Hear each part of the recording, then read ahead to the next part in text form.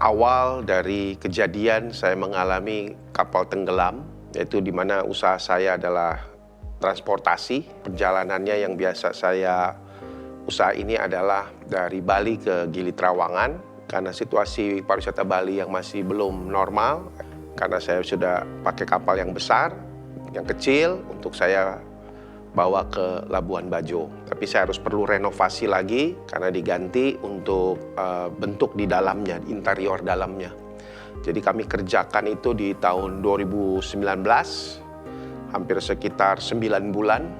Rencananya kami akan bawa ke Bajo pada akhir bulan Maret, sehabis nyepi tahun 2020. Tapi karena pandemi yang terjadi, jadi saya harus hold dulu untuk berangkat. Dan akhirnya kami mau berangkatkan itu rencananya di awal Desember karena kami lihat situasinya di Labuan Bajo, Flores. Sebenarnya H-1, H-2 itu berita di televisi sudah dikasih tahu, bahkan 5 hari sebelumnya itu jelas sekali saya lihat akan ada badai, tapi sampai hanya batas tanggal 9 badai itu. Jadi saya pikir, biasa karena saya udah biasa di laut, jadi saya pikir kalau tanggal 9 berarti benar-benar tanggal 9 itu pasti udah cuacanya sudah tetap ada badai tapi sudah meredah. Jadi saya pikir saya tetap berangkat. Cuman saya lupa yang namanya perkiraan cuaca itu nggak selalunya tepat. Bisa maju, bisa mundur. Jadi saat itu ternyata badainya itu dimulai tanggal 7, tanggal 8. Dan puncak-puncaknya itu di tanggal 10-11.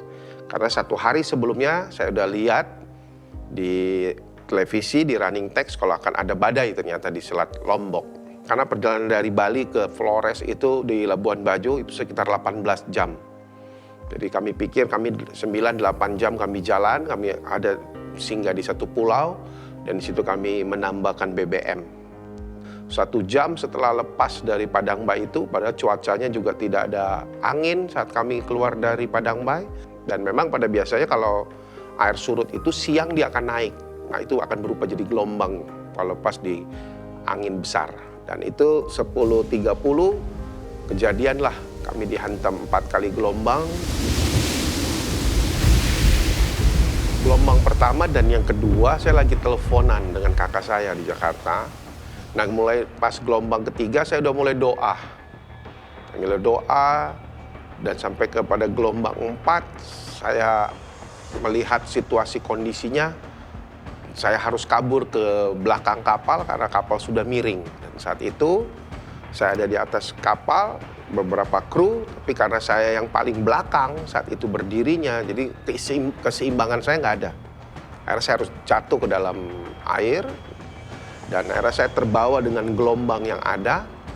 Jadi yang kru yang lainnya masih bisa berpegangan dengan tali dan bodi yang ada, saya udah nggak bisa, saya sudah menjauh. Dan saat itu bensin begitu yang kami bawa di dalam kapal, itu semua sudah banyak yang terbuka dari jirigen-jirigennya, tutup-tutupnya. Dan saat itu saya mengalami satu panas, badan saya seperti mau terbakar. Saya juga baru tahu di situ yang namanya bensin ketemu air garam itu memang seperti membakar, apalagi itu kena ke badan kita ya. Jadi saat itu saya kebawa gelombang, arah gelombang itu mengarah ke Nusa Penida. Dan saat itu saya makin lama makin jauh dengan kapal saya yang terbalik itu, dan kami diteriak, saya dipanggil-panggil dengan kru saya untuk saya berenang, segera berenang. Tapi saat itu saya tahu kondisinya saya nggak mungkin, agak sulit untuk berenang karena badan saya begitu sakit. Saya juga pakai life jacket yang lagi tidak di style yang benar. Dan saya pegang jirigen bensin, saat itu disuruh pegang jirigen bensin sama kru saya. Ternyata jirigennya itu juga sudah terbuka tutupnya, jadi bensin terus mengalir dari jirigen itu. Jadi waktu saya mau keluarin jirigennya, gelombangnya naik. Saya mau angkat begitu, jirigen gelombang naik, jadi nggak akan bisa keluar bensin itu. Dan akhirnya saya di situ sambil saya hanya bernyanyi saat itu, sungguh indah saya bernyanyi. Saya keingat di refnya, saya bilang sungguh indah yang kau pikirkan tentangku, tak terselami bagiku. Sungguh indah, sungguh indah. Itu terus kata-kata itu yang saya nyanyikan. Saya bilang ini semua tak terselami, tapi saya tetap percaya Tuhan itu indah dalam hidup saya. Sempat di hati kecil saya berdoa karena saat itu saya agak sedikit bingung dan ya kalau bilang rasa takut, saya ada rasa takut di situ. Dan tapi saya kuatkan, saya menyanyi saat itu. Dan saya sambil dalam hati saya berdoa, saya bilang Tuhan, kalau mungkin ini memang sudah jalan Tuhan untuk saya harus dipanggil dengan kondisi begini, saya berserah sama Tuhan saat itu. Tapi tetap pikiran saya jalan untuk saya berusaha untuk berenang. Akhirnya saya putuskan saya harus lepas jerigen saya harus rapikan life jacket saya, dan untuk saya berenang.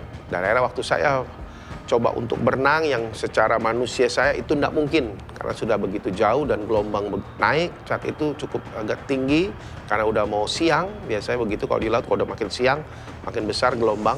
Dan saat itu mulai hujan dan saat itu kabut mulai turun yang tadinya saya masih bisa lihat daerah sekitar. Tiba-tiba sudah ketutup semua, udah nggak bisa lihat, jarak pandangnya sudah paling cuma sekitar 1 kilo masih bisa lihat. Dan saat itu saya coba saya berenang. Inilah yang saya bilang satu keajaiban ya, mujizat Tuhan.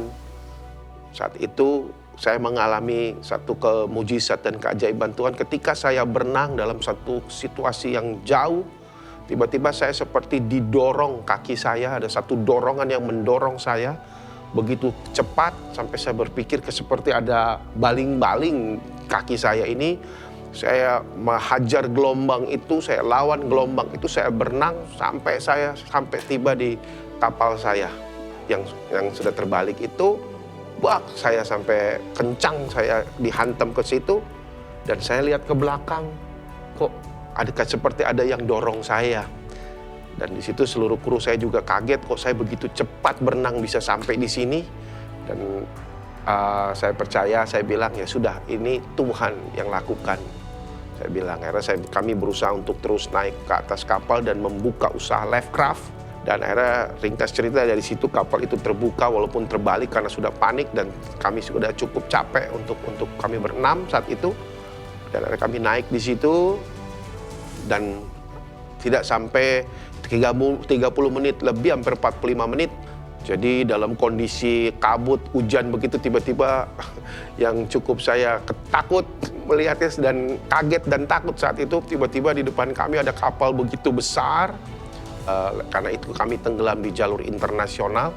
Ada kapal berbendera Panama, dia dari Melbourne mengangkat biji nikel akan menuju ke Cina untuk melewati yang kami sedang terapung-apung saat itu. Dan akhirnya kami coba untuk memakai fire flag supaya orang itu melihat kalau ada kita. Kalau enggak kita bisa dilindes saat itu.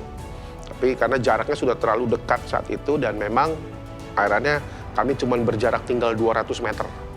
Waktu kapal itu melewati samping kami itu sangat tidak boleh sebenarnya, terlalu dekat. Tapi ya itu karena dia juga tidak bisa lihat karena terlalu tinggi kapalnya. Dan ringkas cerita satu jaman itu jadi kejadian jam 10.30, jam 12 siang saya sudah diselamatkan dengan kapal yang berbendera Panama ini. Kami sudah naik dan saat itu kami di dalam kapal itu kami nggak bisa kontak karena semua handphone tidak ada. Dan mereka juga tidak punya jalur untuk ke Indonesia. Jalur telepon dari kapal Panama ini ada jalur internasional. Teman-teman dan staf baru tahu itu sekitar jam 3. Udah paniknya luar biasa keadaan yang di darat, terutama istri saya. Saya baru bisa ngobrol dengan istri saya itu ketika jam 10 malam. Saya cuman teriak saja sama dia, video call, "Halo sayang, saya baik-baik," saya bilang gitu. Dan kita sekarang sudah di Lombok dan saya lihat dia kayaknya seharian nangis, matanya sampai bengkak-bengkak karena mungkin nangis di air matanya. Saya juga dengan istri saya dan keluarga, saya bilang, ini kalau Dedi bisa hidup sampai hari ini cuma benar-benar kemurahan Tuhan. Kalau dilihat dari semua kejadian yang terjadi, itu seperti tidak mungkin untuk saya selamat, tapi karena Tuhan saat itu benar-benar, ya kalau bilang mengasihi, dia sangat mengasihi kita. Dia memang mau supaya kita masih tetap hidup, dan dia membuat satu mujizat menolong saya saat itu.